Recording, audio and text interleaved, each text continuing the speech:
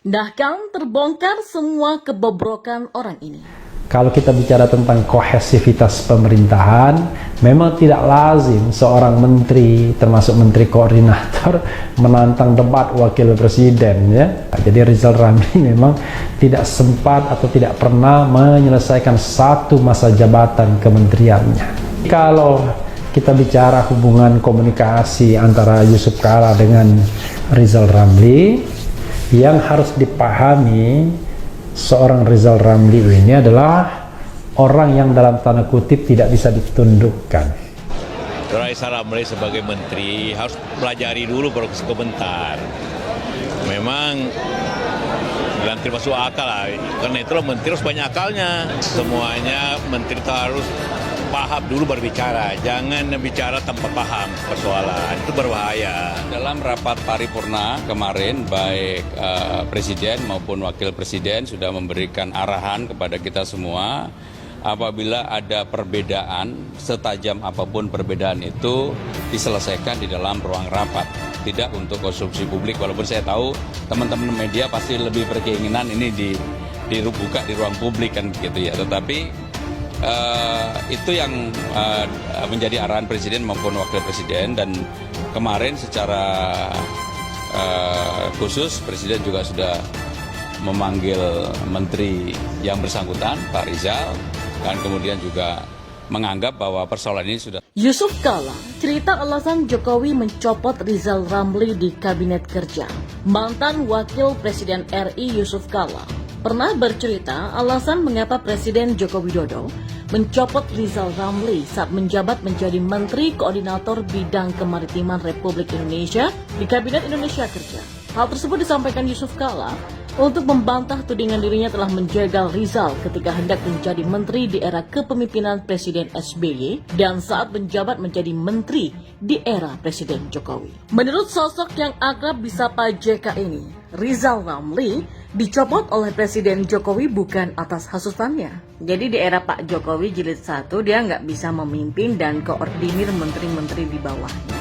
Tidak bisa koordinasi, akhirnya diresafel setelah 10 bulan menjabat. Ujar JK di kanal YouTube Karni Ilyas Club pada Kamis 6 November 2020 lalu. JK mengaku menyaksikan saat-saat Jokowi menyampaikan akan mencopot Rizal. Waktu itu dia dipanggil, saya sedang bersama Pak Jokowi. Dijelaskan bahwa untuk kebaikan kabinet maka dia diganti, ujar Yusuf Kala. Lanjut cerita, Rizal Ramli tidak terima dicopot begitu saja dan mempertanyakan alasan Jokowi mencopot dirinya. Dia menolak dicopot, dia tanya apa salah saya. Wah, banyak ngomongnya panjang lebar, saya dengar aja, itu kan maunya Pak Jokowi, ujar Kala. Menurut cerita JK, Presiden Jokowi ketika itu meminta Rizal untuk menunggu penjelasannya di ruang lain di istana. Sementara Presiden meminta waktu untuk menyelesaikan pekerjaannya yang lain terlebih dahulu. Presiden lanjut JK baru selesai dengan pekerjaannya sekitar pukul 10 malam. Ketika itu dan ternyata Rizal masih setia menunggu. Pak Jokowi tanya ke ajudan apakah Rizal masih ada. Kata ajudan masih ada. Lalu Pak Jokowi bilang ke ajudan untuk diam-diam saja, karena kami saya sama Pak Jokowi mau pulang. Jadi kami pulang diam-diam meninggalkan Rizal Ramli di kamar lain itu, ujar JK. Ketua Umum PMI terus merasa kasihan dengan Rizal atas kejadian tersebut. Sementara di era SBY, ujar Kala, Rizal batal menjadi menteri karena memang tidak dipanggil saat interview calon menteri. Menurut JK, SBY awalnya memang sempat menawarkan posisi sebagai Menteri Perindustrian. Kendati Rizal diketahui ingin posisi Menteri Keuangan atau Menteri BUMN. Saya nggak pernah menghalangi, ya maunya dia begitu. Tapi yang menentukan kan Pak Presiden. Waktu itu semua calon menteri kan diinterview dulu sama Pak SBY. Semuanya dipanggil. Nah, dia nggak pernah dipanggil. Memang dia tidak pernah diperhitungkan oleh Pak SBY. Kalau diperhitungkan kan harusnya dia dipanggil, ujar JK. Sementara menurut Rizal Ramli, JK sejak dulu yang selalu berusaha menjegal dirinya. JK selalu blok saya. Pokoknya JK nggak mau Rizal pegang ekonomi dan keuangan, kata Rizal Ramli di kanal YouTube Karni Ilyas Club. RR ini memang terlanjur sakit hati. Lihat saja menteri pecatan, tapi masih bisa memperlihatkan kepercayaan diri yang sangat tinggi. Nggak jauh beda dengan gubernur ibu kota yang gagal dan dipecat tapi nyagup dan terbukti memang tidak becus bekerja ya. Memang tak ada yang dapat memastikan kenapa Presiden Jokowi memberhentikan Rizal Ramli pada tahun 2015 yang lalu. Tapi kita bisa menarik sedikit kesimpulan. Dulu, Jokowi meminta agar kabinet kerja bisa bekerja lebih cepat, progresif, bekerja dalam tim yang solid, dan saling mendukung dalam waktu yang secepat-cepatnya.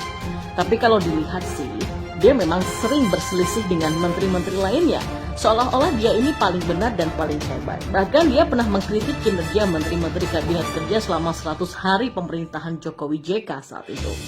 Dan menurut Rizal, banyak menteri yang belum melakukan tugasnya dengan maksimal. Bahkan Rizal Ramli mengatakan, banyak menteri di kabinet Jokowi masih KW3, nggak berkualitas. Dan memang hanya dalam waktu 11 bulan dia terkena reshuffle. Itu hak presiden dan tak ada yang tahu alasannya. Tapi banyak yang mengatakan, Rizal kerap membuat gebrakan yang kontroversial dan sering kali menyinggung kementerian lain.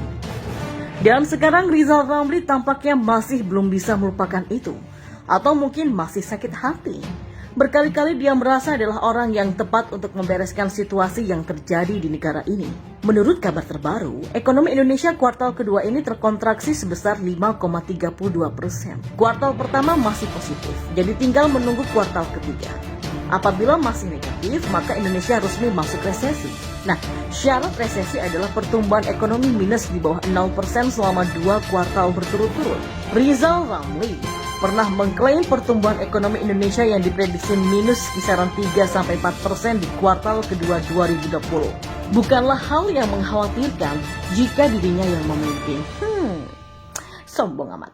Menurutnya, keadaan tersebut dapat diputarbalikkan jika dipimpin oleh orang yang berkompeten. Dia mengatakan, mohon maaf ya kalau Rizal Ramli yang pimpin gampang nih. Mau ekonomi nanti minus 3% atau minus 4%, kasih waktu saya 1 tahun. Beres ini, ucapnya. Kemudian dia memaparkan langkah-langkah konkret untuk mencapai ekonomi tumbuh positif. Sederhana ilmunya, pompa yang bawah, yang miskin itu yang bawah, yang nggak bisa apa-ngapain. Nah pasti dia belanja ekonomi hidup kalau kita kasih uang di bailout yang gede-gede, ucapnya. Dari pernyataan ini saja sudah jelas kalau orang ini memang tidak mengerti apa-apa, malah bilang solusinya sederhana. Gini aja deh, kalau memang hebat, kenapa juga dipecat berkali-kali? Tuh, Gubernur DKI juga adalah salah satu contoh orang yang diberi kesempatan kedua dan ternyata blunder dan penuh penyesalan. Terbukti memang tidak becus dalam bekerja dan menyelesaikan masalah. Setahun bereskan ekonomi Indonesia. Negara sedang resesi dan pandemi ini tidak akan selesai sampai akhir tahun. Gimana caranya orang ini bisa bereskan masalah ekonomi dalam setahun? PD-nya benar-benar kebangetan. Urat malunya juga sudah putus. Kalau memang hebat, jangan tanggung-tanggung.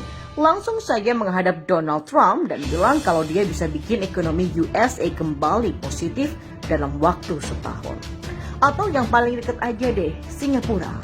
Tawarkan diri menjadi menteri ekonomi di sana dan buktikan apakah beneran hebat atau cuma pembual. Di negara ini memang gampang ngomong sesuka hati, tak perlu dibuktikan, tak perlu track record, cukup ngomong dan keluar-keluar aja. Rizal Ramli gampang lah ngomong begitu. Dia kan gak bakal memimpin kok. Ibarat komentator pertandingan sepak bola, kritik dan menghujat Lionel Messi dan Cristiano Ronaldo, tapi walaupun dia bekas pemain sepak bola, dia tidak akan pernah mencapai level yang dicapai Messi dan Ronaldo. Rizal Ramli mirip seperti itu, komentator politik yang merasa sudah hebat dan ilmunya segudang. Padahal masa lalu tidak akan terhapus, yaitu pernah menjadi menteri dan dipecat, kurang dari setahun. Dulu waktu jadi menteri saat normal aja nggak ada prestasinya. Nah sekarang saat pandemi nggak bisa bereskan masalah. Yang ada malah beres makin jeblok. Tapi Rizal Ramli tidak salah sih, siapapun berhak bermimpi, menghayal dan berhalusinasi di negeri ini tanpa bayar pajak. Saya aja sering ngayal bisa temenan sama para aktor Korea, para opa-opa yang ganteng, bisa ke Korea, bisa ke Amerika, bisa ke London.